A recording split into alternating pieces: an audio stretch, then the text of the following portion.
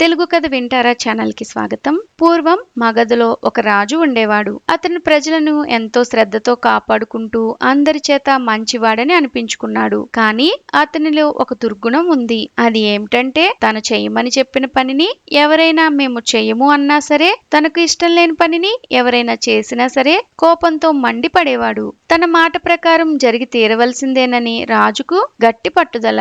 కానీ రాజు చెప్తుండే పనుల్లో ఏదో ఒకటైనా ప్రతిరోజు ఎవరో ఒకరు మా వల్ల కాదు అనటము, వాళ్ల మీద ఆయన మండిపట్టము జరుగుతుండేవి. ఈ దుర్గుణంతో పాటే ఆయనలో మరో సుగుణం కూడా ఉంది. ఎంత కోపం వచ్చినా కొంతసేపటికల్లా మళ్ళీ ఇలా ఎందుకు కోపం తెచ్చుకున్నానా అని పశ్చాత్తాపడేవాడు. ఒకనాడు రాజు ఒంటరిగా కూర్చుని ఇలా అనుకున్నాడు, ప్రతిరోజు నేను ఎవరి మీదనో ఒకరి మీద కోపగించుకోకుండా గడవడం లేదు. ఇది ఏమీ బాగాలేదు. నేను చెప్పే ప్రతి పని చెయ్యను అనకుండా, నాకు ఇష్టం లేని పనులు చేయకుండా ఉండే పిల్ల ఎవరైనా ఉంటే బాగుండును, నా రాణిగా చేసుకుందును అని. కానీ ఆయనకి అలాంటి పిల్ల దొరకనూ లేదు, ఆయన పెళ్లి చేసుకోనూ లేదు. ఇలా ఉండగా ఒక రోజున రాజు అడవికి వేటకి వెళ్ళాడు. వేటాడుతూ అతను చాలా దూరం వచ్చేసి అడవిలో దారి తప్పి తిరగసాగాడు. గొంతు ఎండుకుపోయింది. ఎక్కడా నీరు కనిపించలేదు. ఇంతలో దూరాన ఒక పూరి గుడిసె కనిపించింది. ఆయనకు ప్రాణం లేచి వచ్చింది. గుడిసె దగ్గరికి పోయి గుర్రం దిగి ఎవరమ్మా ఇంట్లో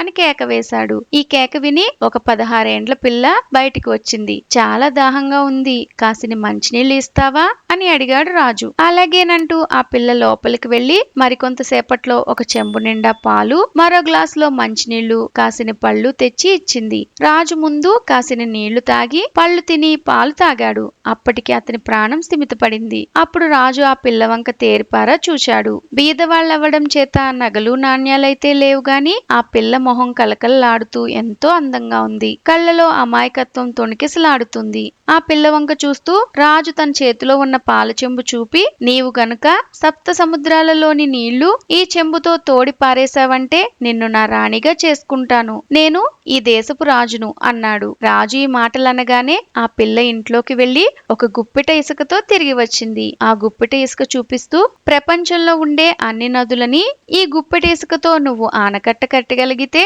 నీవు చెప్పినట్లే నేను ఆ చెంబుతో సప్త సముద్రాలలో నీళ్లు తోడి పారబోస్తాను అన్నది. ఈ సమాధానం విని రాజు ఒక్కసారిగా ఆశ్చర్యపోయాడు. కానీ ఎంతో సంతోషం కూడా కలిగింది. బేష్, నీలాంటి పిల్ల కోసమే నేను వెతుకుతున్నాను అని చెప్పి రాజు ఆ పిల్లని పెళ్లి చేసుకోవడానికి నిశ్చయించుకున్నాడు. ఆ పిల్ల తండ్రితో తన ఉద్దేశం చెప్పాడు. మా బోటి బీదవాళ్లకి అంతకంటే కావలసింది ఏముంది బాబు అన్నాడు ఆ పిల్ల తండ్రి. ఇకనేం రాజు ఆ పిల్లతో సహా మళ్లీ గుర్రం మీద తన మహలకు చేరుకున్నాడు. ఒక మంచి ముహూర్తాన పెళ్లి జరిగింది. పెళ్లి కాబోయే ముందు ఆ పిల్ల రాజుని ఇలా అడిగింది, మీకు ఇట్టే కోపం వస్తూ ఉంటుందని విన్నాను. అదే నిజమైతే ఎప్పుడో ఒకప్పుడు మీకు నా మీద కూడా కోపం వచ్చి వెళ్ళగొట్టడం కూడా జరుగుతుందేమో. కానీ అలా మీరు ఎప్పుడైనా నన్ను వెళ్ళగొట్టవలసి వస్తే నేను వెళ్ళిపోయేప్పుడు మీ మేడలో నాకు ప్రియమైన వస్తువుని నాతో తీసుకుపోవడానికి అనుమతినివ్వండి. ఈ షరతుకు ఒప్పుకుంటేనే నేను మిమ్మల్ని పెళ్లి చేసుకుంటాను అన్నది. రాజు సరేనన్నాడు. కొన్ని రోజుల తర్వాత ఒకనాడు రాజు భోజనం చేస్తుండగా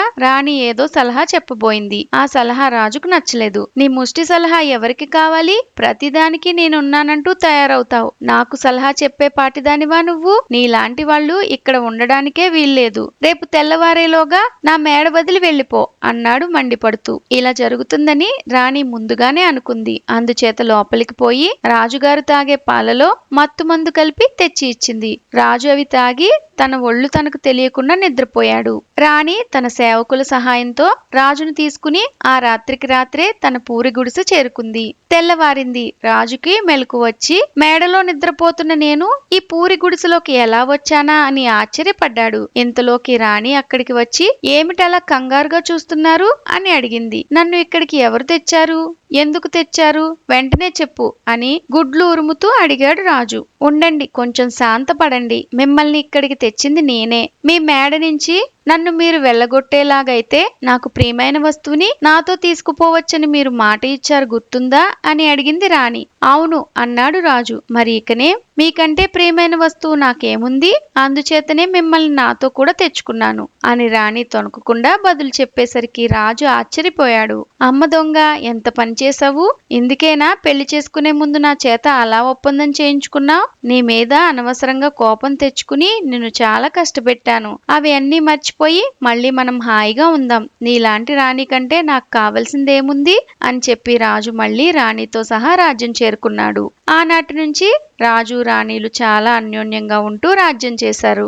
ఇలాంటి మరెన్నో కథలు వినాలనుకుంటే తెలుగు కథ వింటారా ఛానల్ని తప్పకుండా సబ్స్క్రైబ్ చేసుకోండి. మరొక మంచి కథతో మళ్ళీ కలుద్దాం.